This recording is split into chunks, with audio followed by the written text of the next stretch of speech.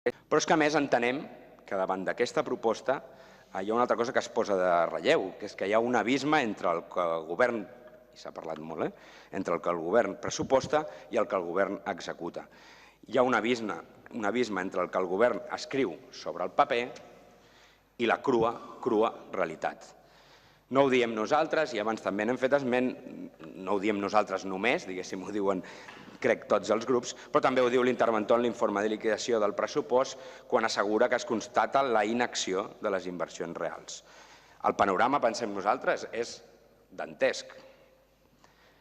Dels 11 milions per inversions que van tenir pressupostats l'any passat, n'han gastat poc més de 2 milions. I aquesta dada, posant sobre la taula que aprovarem un nou pla d'inversions de 14, si el nivell d'execució és el mateix, podem comptar que amb el 80% del que avui es proposa no arribarà enlloc. I cal tenir-ho en compte a l'hora d'afrontar la votació que avui es proposa i la discussió.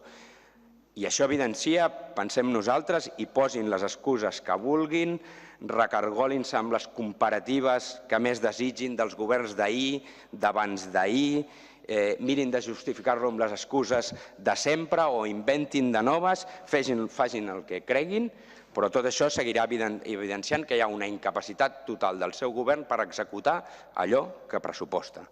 Perquè, per desgràcia, aquest pla d'inversions, com el de l'any passat, pensem nosaltres, no ha estat dissenyat per la seva aplicació real, sinó que ha estat pensat des d'una vessant purament propagandística.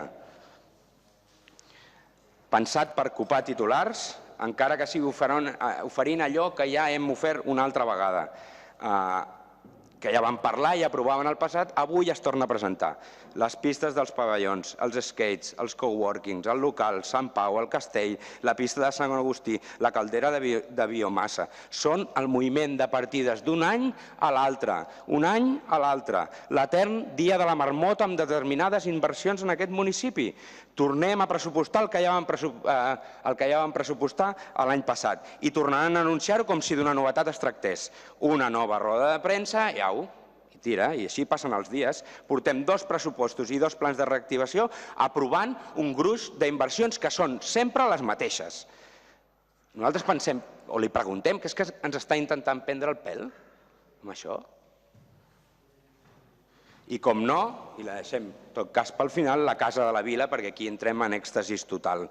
I vostès, tan tranquils, no necessiten respondre a les preguntes, no donen cap informació, l'obra aturada, i així portem més d'un any, i volen que, o ens demanen que confiem a cegues perquè desenvolupin més projectes amb aquest precedent, però si no han estat capaços de gestionar el que van heretar de l'anterior govern, ni tan sols han estat capaços de desenvolupar i de portar a terme allò que vostès, i només vostès, creien que era necessari.